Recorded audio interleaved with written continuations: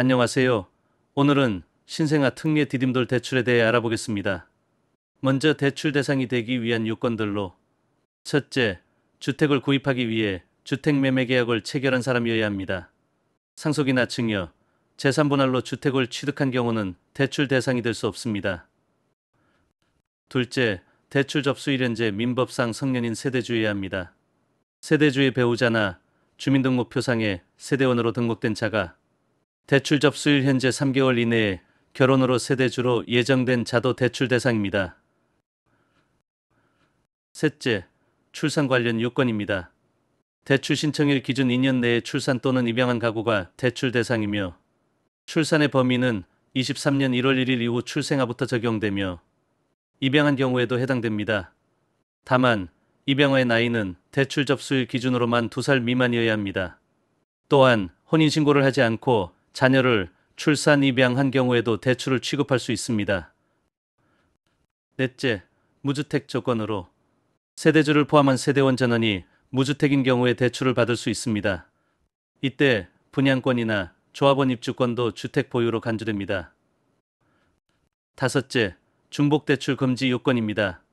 성년인 세대원 전원이 주택도시기금 대출을 이용 중인 경우 중복으로 대출을 받을 수 없습니다. 다만 기금의 전세자금 대출을 받은 경우에는 시행일 당일 상환조건부로 대출이 가능합니다. 주택담보대출로 차주 및 배우자가 다른 목적물로 주택담보중도금 대출을 이용 중인 경우 중복으로 대출을 받을 수 없습니다. 한국주택금융공사가 심사하여 취급하는 경우 채무자 또는 배우자가 한국주택금융공사 전세 및 월세자금 보증을 이용 중인 경우에도 중복으로 대출을 받을 수 없습니다. 다만 대출 시행일까지 전세자금 보증을 해지하는 경우에는 대출이 가능합니다. 혼인신고를 하지 않은 차주의 경우 신생아 기준 가족관계 증명서상 등재된 부모에 대해 동일한 신생아로 중복대출을 받을 수 없습니다. 즉 혼인을 하지 않은 상태에서는 부모가 동일한 신생아로 중복대출을 받을 수 없다는 것을 의미합니다. 본건 대출을 제외한 주택담보대출을 이용 중인 경우에는 신생아 특례 디딤돌 대출을 신청하여 대환할 수 있습니다. 소득은 대출 신청인과 배우자의 합산 총소득이 연간 1억 3천만 원 이하여야 합니다.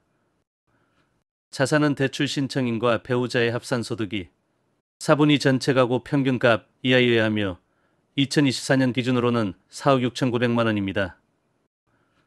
마지막으로 신용정보회사의 개인신용평가가 일정 점수 이상이어야 합니다. 또한 한국신용정보원 신용정보관리규약에서 정하는 신용정보 및 해제 정보가 남아있는 경우에는 대출이 불가능합니다. 이는 연체, 대입연재, 대지급, 부도, 관련인 정보, 금융질서문란 정보, 공공기록 정보, 특수기록 정보, 신용회복지원 등록 정보 등을 포함합니다. 또한 부부에 대해 대출을 제한하는 기관 내규가 있는 경우에도 대출이 불가능합니다. 다음은 대출 신청 시기입니다. 첫째, 소유권 이전 등기를 하기 전에 신청할 수 있습니다. 다만 소유권 이전 등기를 이미 한 경우에는 이전 등기 접수일로부터 3개월 이내까지만 신청이 가능합니다. 둘째, 대환대출의 경우에는 대출 신청 시기에 제한이 없습니다. 따라서 언제든지 대환대출을 신청할 수 있습니다.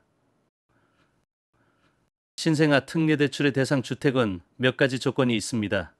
주거 전용 면적이 85, 수도권을 제외한 도시지역이 아닌 읍 또는 면 지역에서는 100 이하의 주택이며 대출 접수일 현재 담보주택의 평가액이 9억 원 이하여야 합니다. 대출을 받을 수 있는 한도는 다음 3개 중 작은 금액으로 산정됩니다. 1. 최고 5억 원까지 대출 가능하며 LTV와 DTI에 제한이 있습니다. DTI는 60% 이내로 LTV는 70% 이내입니다. 다만 생애 최초 주택 구입자의 경우 LTV는 80% 이내로 대출 가능합니다. 2. 매매 가격 이내에서 대출 가능합니다. 단 대출 총액은 본건 내 집 마련 디딤돌 대출, 국민주택건설자금, 중도금 대출, 기금 대출을 포함하여 매매 가격을 초과할 수 없습니다. 3. 대출 금액은 다음과 같이 산정됩니다. 다음은 대출 금리에 대해 알아보겠습니다. 대출금리는 특례금리 적용 시 금리와 특례금리 적용 종료 시 금리로 나누어집니다. 먼저 특례금리 적용 시 금리는 소득 수준에 따라 적용되며 소득 수준과 기간에 따라 2천만 원 이하는 연 1.6에서 연 1.85까지, 2천만 원 초과 4천만 원 이하는 연 1.95에서 연 2.2, 4천만 원 초과 6천만 원 이하는 연 2.2에서 연 2.45, 6천만 원 초과 8,500만 원 이하는 연 2.45에서 연 2.7, 8,500만 원 초과 1억 원 이하는 연 2.7에서 연 3, 1억 원 초과 1억 3천만 원 이하는 연 3에서 연 3.3로 적용되고, 기본적으로 위의 특례금리를 5년 동안 적용하며 적용기간 종료 후에는 대출 취급 시 부부합산 소득 수준에 따라 특례금리 적용 종료 시 금리가 적용됩니다. 또한 대출 접수일 기준으로 2년 내에 추가 출산한 자녀가 있는 경우 추가 출산 자녀 1명당 특례금리 적용 기간이 5년 연장되며 최장 15년간 특례금리를 이용할 수 있습니다. 특례금리 적용 종료 시 금리는 대출 취급 시 산정된 부부합산 연소득 수준에 따라 적용되는데, 부부합산 연소득 8,500만 원 이하인 경우는 기적용된 특례금리에서 0.55 금리를 가산하게 되는데, 이는 신혼부부 전용 구입자금 대출금리 수준으로 가산됩니다.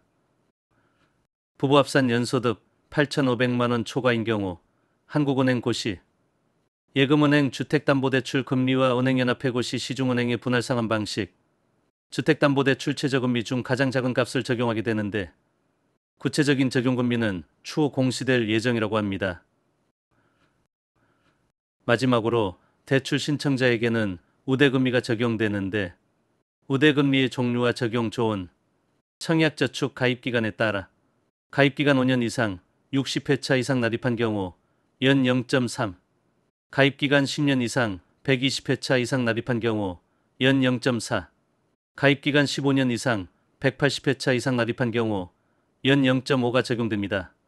또한 청약저축 가입자는 민영주택 청약지역별 최소 예치금액을 납입한 경우 5년 이상은 0.3, 10년 이상은 0.4, 10년 이상은 0.5의 우대금리를 적용받을 수 있습니다. 부동산 전자계약 체결 시 연 0.1의 우대금리가 적용됩니다. 신규 분양주택 가구 0.1의 우대금리를 적용받을 수 있습니다. 대출 접수일 기준 2년 내에 추가 출산한 자녀 1명당 연 0.2의 우대금리가 적용됩니다. 대출 기간 중 추가 출산을 한 경우에도 은행 내방을 통해 조건 변경 신청이 가능합니다. 대출 접수일 기준으로 출생 후 2년을 초과한 미성년 자녀 1명당 연 0.1의 우대금리가 적용됩니다. 이는 대출 기간 중에는 금리 우대 조건을 변경할 수 없습니다. 우대금리는 수탁은행에서 관련 증빙서류 심사 후 구체적으로 적용됩니다.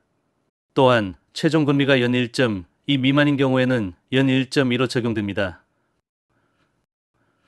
마지막으로 신생아 특례 대출에 대한 유의사항에 대해 살펴보겠습니다. 특히 대출을 받은 날로부터 1개월 이내에 대출받은 주택으로 전입한 후 1년 이상 실거주를 유지해야 합니다. 만약 1개월 이내에 전입하지 않거나 1년 이상 실거주를 하지 않을 경우 기한이익이 상실되며 대출금을 상환해야 합니다.